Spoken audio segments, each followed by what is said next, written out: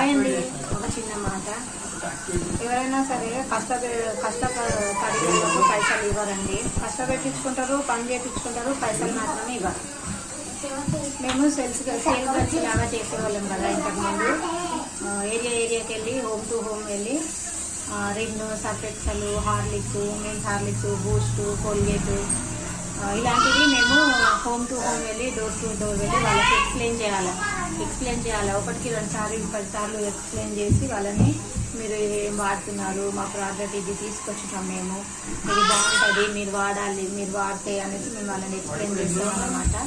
ఆటోలో వెళ్ళి ఆటో ఛార్జీలు వేసుకొని వెళ్ళేవాళ్ళం.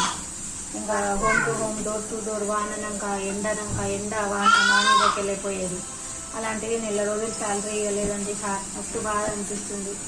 మాతోటే ఆయన కొంచెం బాగా అయిండు, కానీ మంచిగా అయిండు. అసలు మాకేమో శాలరీ ఇవ్వట్లేదు. అది అడిగి ఆఫీస్కి కూడా వెళ్ళినాము.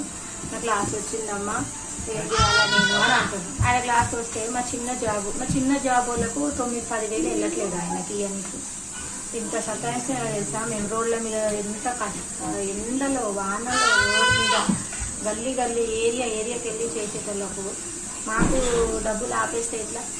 మా చిన్న జాబు, మేము కష్టపడిన వాళ్ళకి మాకు ఇవ్వకుంటే ఎంత బాధ అనిపిస్తుంది చెప్పండి.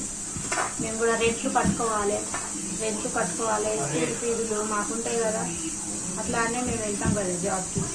ఇప్పుడు శాలరీ ఆపేసిండు, ఇంకా ఇస్తాడు ఇవ్వడు ఆయన ఇష్టం అండి.